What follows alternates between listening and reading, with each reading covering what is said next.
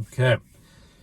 Here's our video review for The Green Knight. This is A24's latest release. Thank God. I'm a huge A24 fan. The studio. A24 does absolutely weird shit, and I love it for it.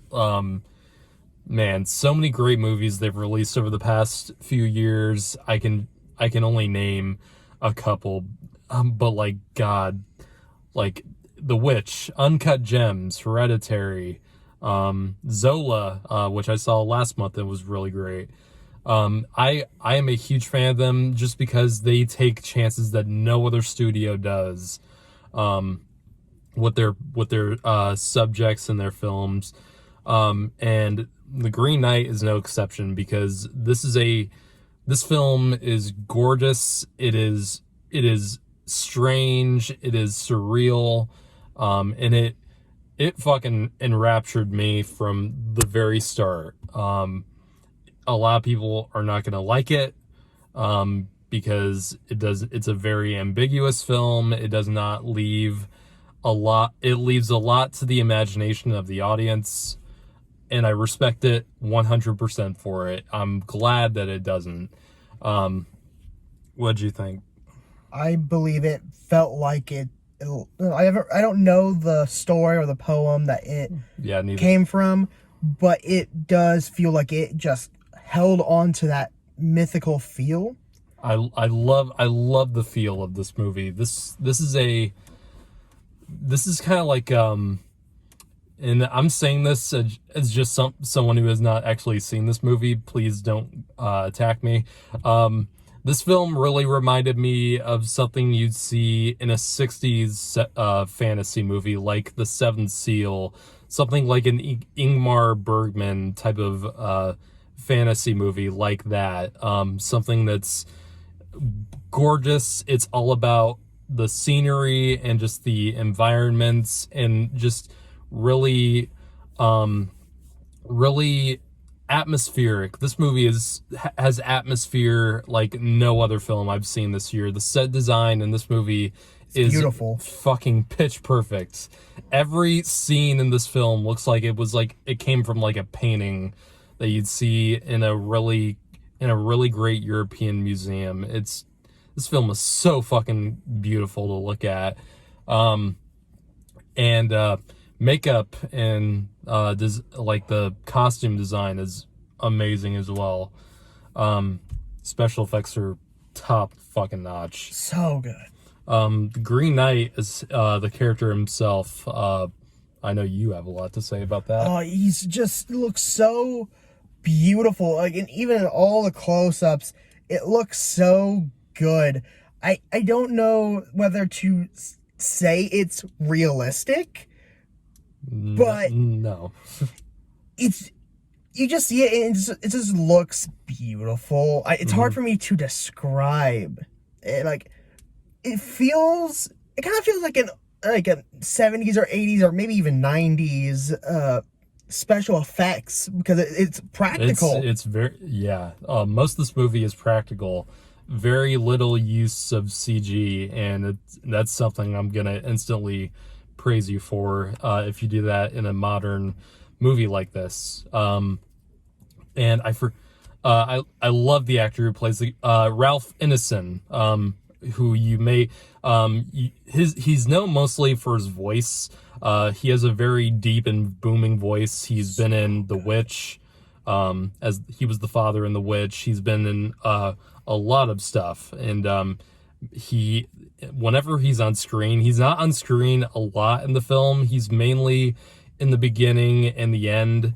So he's not in the film a lot. This is really about Sir Gawain in his journey. Yeah, it is Dev Patel's movie entirely, and Dev Patel is an actor I love anytime he's on. Hugely talented actor, and he absolutely carries this film. I mean, he kind of has to. He's in it by himself for a lot of the film, and he does very well just by himself. And mostly joined by a fox. And it's I love that fox. the fox is great. Best character in the film, in my opinion. Yeah, but this film is like a trip. This is not real. If you go into this film expecting like a fantasy action movie or something like that, this is not Lord of the Rings. It's not Game of Thrones. It's very slow. And sometimes it's to the film's detriment. I was feeling the length a little bit. I mean, it's a 2-hour film. It's a long one. It moves along pretty slowly. So you'll know if you will get into the film. It's about 2 hours long, so it's not too terribly long, but it does feel a little bit longer than that. But that's the good thing about this film is that it is a film that you instantly feel like you are in this world that is like, it's mythical, it's fantastical, and it's just something very unique to watch in a theater, especially. This is a great theatrical experience movie that you should definitely check out. I don't think it will have the same effect if you watch it at home. So I definitely seek this one out in the theater if you can. But yeah, there's a lot about the film I don't really understand because I just saw it. So this is definitely not the type of film that you're instantly going to understand on the first viewing. There's going to be a lot of discussion about what the film means, especially the last 20 minutes which were like, we had to sit there and just kind of think about the last 20 minutes. We discussed, when the movie ended, we sat in the theater and kind of discussed what the ending scene meant. So it's definitely not something you're gonna you just are just instantly gonna like, just, whoo, that was fun. Definitely not that type of movie. You gotta go back to those times in high school when your English teacher wanted you to try to find the meaning of the story. Yeah. But that's kind of what it felt like. And honestly, that was kind of refreshing in a way. Like having that little discussion. It's nice to see a movie that's not just popcorn fun. In a summer which has mainly just consisted of popcorn fun movies. So it was great. It was great seeing this in the theater. I was completely into it, into the world and just the atmosphere that it puts you into. While it's definitely not the most entertaining film in the world, like I said, it's pretty. It moves at a pace that most audiences today are not comfortable with. So, if I was at home, I wouldn't be able to sit through it. Mm-hmm. This is definitely a movie that is gonna.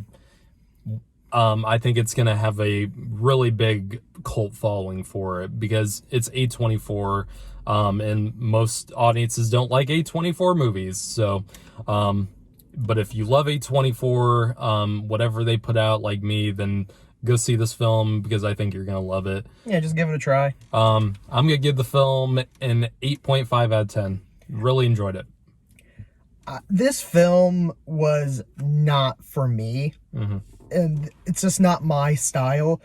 I am more of the fantasy action, so this was very different, but I still really liked it. I wouldn't see it again personally, but I'd give it a solid 8 out of 10. All right.